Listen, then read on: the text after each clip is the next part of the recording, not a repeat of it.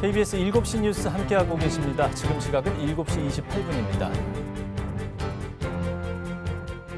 요즘 SNS를 통해서 세력을 과시하고 또 계파와 상관없이 또래끼리 모이는 20대 조직폭력배, 이른바 MZ조폭이라고 해서 요즘 알려지기 시작했습니다. 심심치 않게 언론을 통해서 알려지고 있는데요. 이들이 청소년들에게 악영향을 주지 않을까 우려하는 목소리도 커지고 있습니다. 관련 내용 원주 한라대학교 경찰행정학과 남재성 교수와 알아보도록 하겠습니다. 어서 오십시오. 네, 안녕하세요.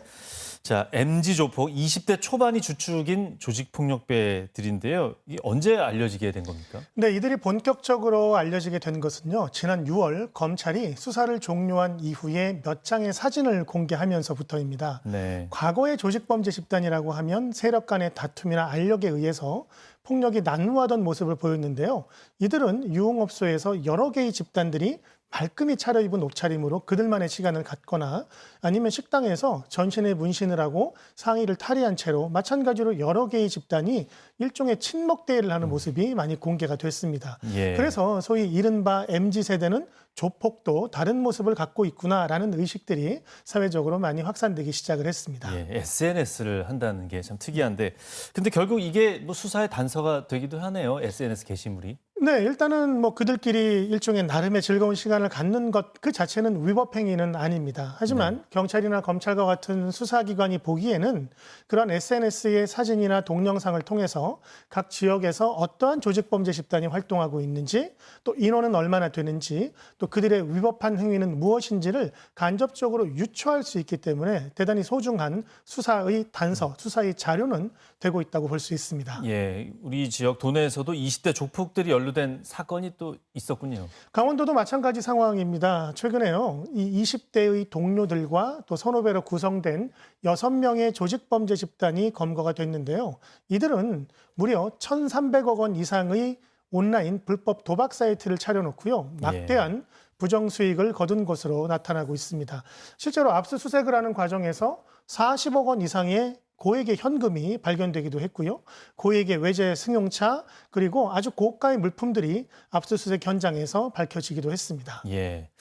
그런데 이제 SNS가 20대 조직폭력배들의 규모를 좀 늘린다는 그런 시각이 있군요. 간단히 말씀드리는 단적인 사례는요. 중학교 3학년 학생 2명이 최근 조직범죄 활동을 하다가 검거가 됐습니다. 예. 근데 그들이 가입하게 된 경로는요. SNS를 통해서입니다.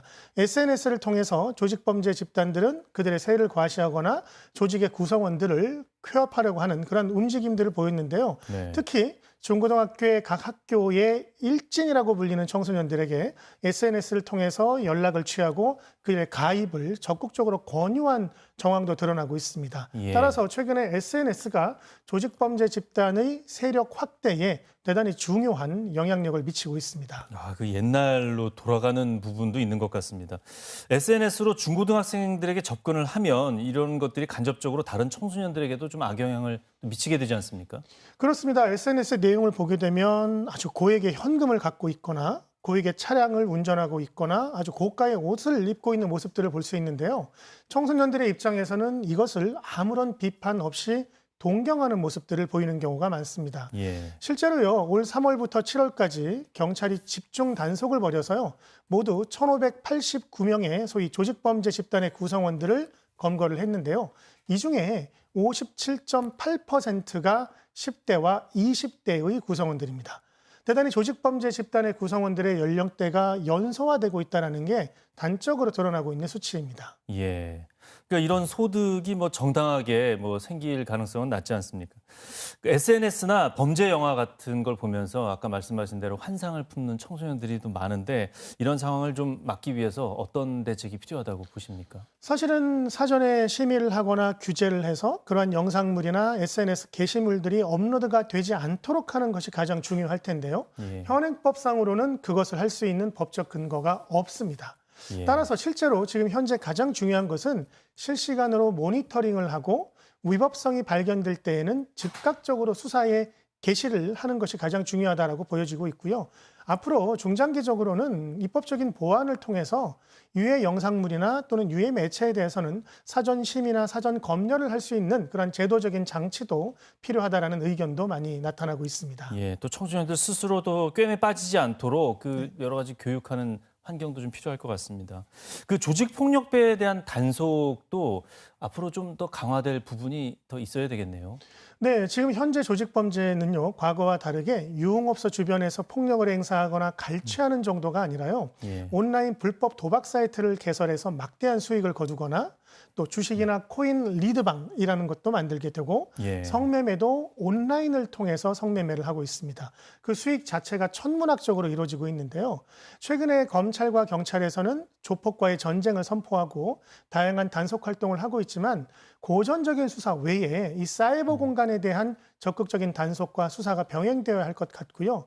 무엇보다 돈이 있는 곳에 조폭이 있다고 볼 수 있습니다. 네. 따라서 이들이 거두게 되는 불법 수익에 대해서는 원천적으로 국가가 다 환수 조치할 수 있는 엄격한 제도적인 보완이 이루어질 필요가 있습니다. 예. 네, 오늘 말씀 잘 들었습니다. 고맙습니다.